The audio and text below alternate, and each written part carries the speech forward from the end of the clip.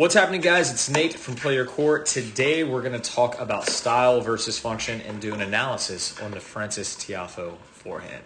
Francis is going to collect himself, missing a backhand here, getting a little frustrated at the moment. And so then let's jump into the action. So Francis, I'm a huge fan of his. He's from College Park, Maryland, just down the road from Virginia Beach, Virginia, product of the JCC. It's where a lot of our academy players go on to train for the next level. So talking about Francis forehand, it's extremely unique, and what we want to talk about is the style, right? And whether you should be copying this, or do we want to talk about the function, really about what key components he has that really looks like everybody else's forehand. So what makes Francis's forehand so unique? Really passive wrist to initiate, and then on the unit turn, what you're going to see here is the racket actually below the hand here, which you don't see very often. His forehand's a little bit similar to the Cashinol forehand, maybe a little bit with sock. But this is not something we really should be copying. You got to remember, Francis Tiafoe, professional tennis player, ton of quick twitch, dynamic athleticism. He's making it work. But this isn't why his forehand is so good. Like, does this maybe help him coil and get to the ball a little bit faster? You can see here, the feet aren't necessarily giving up ground. He's able to coil very quickly and get out to the ball. But as you see this forehand, you can tell stylistically, once we get from this position, everything starts resembling exactly what we see with everyone else's forehand, the key components. So what are these key components? One, we see the legs bent, especially that back leg, which means he's loaded. We see the strings down and the racket back position. And we're going to see an extremely good lag due to the racket entering the slot. Remember, the slot is offset here. It's not the flashlight at the ball, that old tip that you see more so through here. The slot is really about getting the racket slightly behind your hip, right? So here, if we were to draw a line with his hips, you can see that the racket is slightly back behind the hip, and that's really important as well. All right, so racket enters the slot, nice lag out to the ball. And this is something I want to talk about. I just want to highlight this right here. All right, I'm actually going to enlarge this and then highlight it.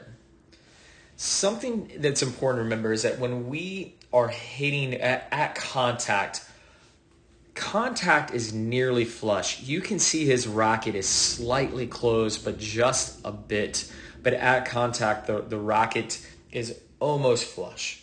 All right, so what is creating topspin? Because this looks like the ball is just going to be extremely flat, and we know that's not the case on Francis's forehand. He has a super heavy forehand. What I want you to watch is the vertical ascent to the ball. So there's the racket below the wrist. We can see that here.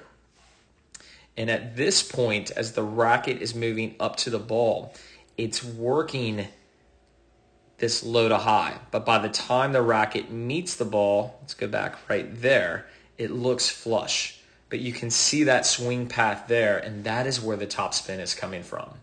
All right, so really important to remember, no matter what your style is, however you're getting the racket back, whether it's next gen, whether it's the modern forehand, heck, even if it's a classic forehand, your contact, the racket can be slightly closed, but it should be almost flush with the ball, just maybe a little bit closed. But the strings, I think the misconception is that the strings are really close. And I think that's because we see a lot of photos of Federer where the racket planes and finishes there. You can see that the edge there, but this is the that buggy, and the windshield wiper, really the racket coming around, but at contact, that's not the case. So something else to talk about that we can copy with Francis is the left hand. He gets it up nice and high to ensure that elbow finishes nice and high as well from the hitting hand. So there we can see the relationship of the shoulder being under the chin and out in front. That's really important. We want that shoulder out in front in order to make sure that we're driving through the forehand. And there we see a nice coil. All right, so those are the things that you can focus with the Tiafoe forehand, but we don't want to necessarily copy this take back. That is all his and not necessarily one that us mere mortals should be copying. But everything else, absolutely. Get that racket back, let it lag, and allow that racket to work out in front to contact, swinging low to high to impart that big spin. Guys, thanks so much for watching today. I hope this helps an absolute ton. If you wouldn't mind, hit that like button, share it with somebody that you think could use some work on their forehand. And if you're looking for tennis partners in your area, check out the link below. You can try our platform for free, full of instruction for myself and Scott. And we link you with competitive match play or practice right in your area. Guys, thanks for watching. I'll see you soon.